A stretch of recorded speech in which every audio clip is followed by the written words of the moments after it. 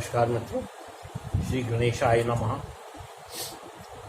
आज हम एक विशेष जानकारी पे बातचीत करेंगे। जैसा कि आप सभी को ज्ञात होगा कि पितृपक्ष, श्राद्ध पक्ष अभी आने वाला है।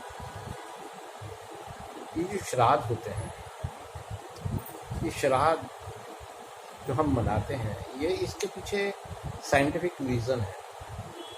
ये भाद्र पक्ष की पूर्णिमा से लेकर के आश्विन कृष्ण पक्ष अमावस्या तक 16 दिन मनाए जाते हैं। पितृपक्ष यानी पिता या हमारे पूर्वज, और पूर्वजों की मृत्यु होने के बाद सभी का श्राद्ध कर्म किया जाता है, जिसको हम पार्वन श्राद्ध कहते हैं। इस वर्ष यानी कि 2021 में सितंबर 20 से लेकर अक्टूबर 6 तक ये श्राद्ध पक्ष है। और मृत्यु के बाद 10 गात्र व षोडशी संपिंडन तक प्रेत संज्ञा होती है। जो व्यक्ति मृत हो जाता है उसकी षोडशी तक संपिंडन संज्ञा होती है, उसके बाद प्रेत संज्ञा होती है, फिर उसके बाद वो पितरों में शामिल होते हैं। श्राद्धों के विषय में हमारी पौराणिक जो कथाएं हैं उनमें भी वर्णन आया है।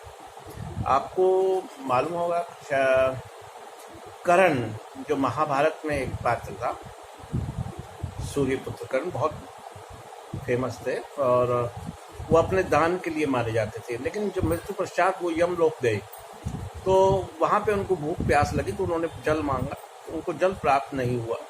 उनसे कहा गया कि आपने कभी अन्न जल दान नहीं किया, इसलिए आपको ये प्राप्त नहीं होगा, हमेशा आपने स्वर्ण दान किया।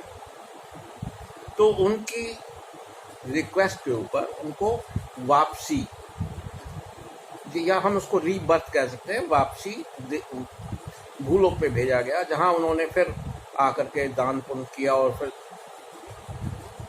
अपने श्राद्ध वगैरह सब किए। दूसरा,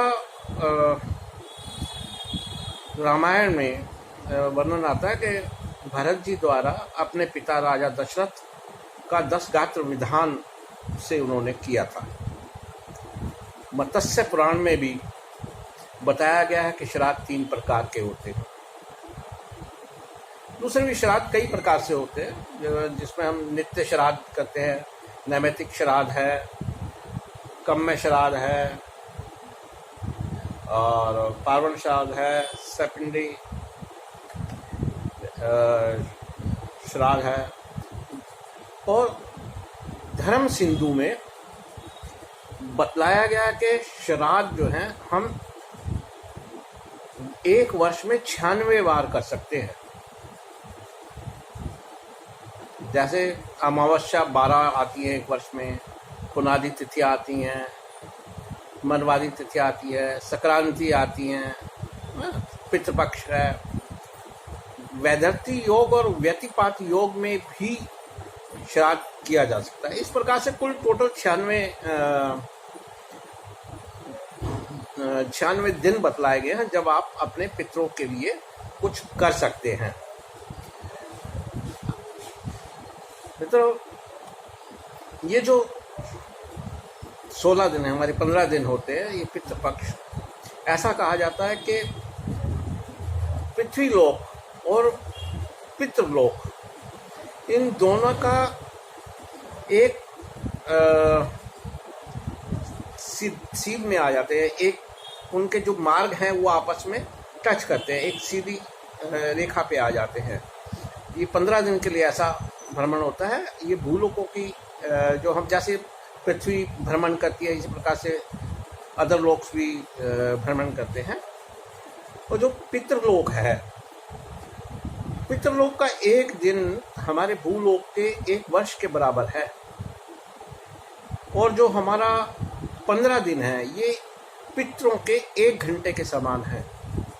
और उनका 1 घंटा 4 मिनट के सो बहुत ही कम समय हमारे पास होता है 15 दिनों में, और हमें अपने पूर्वजों को उन जल देना चाहिए, तर्पण करना चाहिए, उनके निमित्त दान पुण्य भोजन आदि ब्राह्मणों को अवश्य करवाना चाहिए। ये जो ब्रह्मांड की ऊर्जा है, जो पितृ लोक है, उसकी ब्रह्मांड की ऊर्जा के साथ वो पितृगण पृथ्वी पे 15 दिन तक व्याप्त रहते हैं। मित्रों, आप ये भी जानते हो कि हमें हमारे पूर्वजों द्वारा बताया गया, ऋषि मुनियों द्वारा बताया कि 3 ऋण होते हैं हर व्यक्ति पर। पहला ऋण देव ऋण होता है, दूसरा ऋषि ऋण होता है, तीसरा पितृ ऋण होता है। तो हमें इन तीनों का ही श्राद्ध करना चाहिए, लेकिन अपने पूर्वजों का, पितरों का तो अवश्य ही तर्पण श्राद्ध कर्म जो है ये अवश्य करना चाहिए। हम अब 3 पीढ़ी का श्राद्ध अवश्य करते हैं, 3 पीढ़ियों का नाम लेकर के किया जाता है। तो इन तीनों पीढ़ियों को एक अलग अलग रूप से माना गया है, इनको देव तुल्य माना गया है। तो पिता को वसु के समान माना गया है। आप जानते हो कि 8 वसु जो थे, उसमें भीष्म पिता में भी एक वसु के अवतार थे। दादा को रुद्र के समान माना गया है, भगवान शिव रुद्र, और परदादा को आदित्य के रूप में माना गया, सूर्य के रूप में माना गया। मित्रों, ये जो पितृ हैं ये अशरीरी हैं, ये भोजन नहीं खा सकते। इनको जो हम जल देते हैं वो जो सूर्य को वाष्प द्वारा जाता है वो उसको ग्रहण करते हैं। और परिवार द्वारा जब चावल, जौ और पिंड दान देने से पितृ अपना अंश लेकर वह अब प्राण का ऋण चुका देते हैं।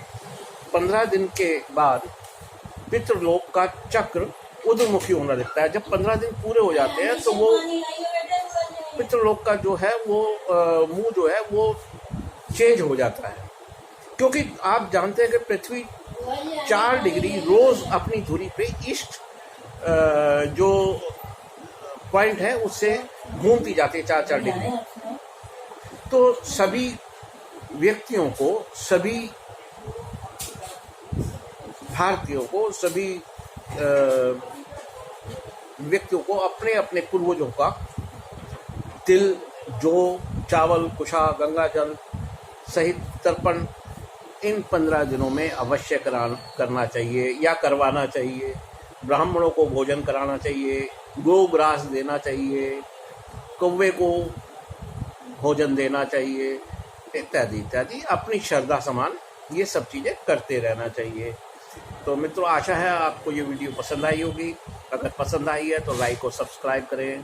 धन्यवाद।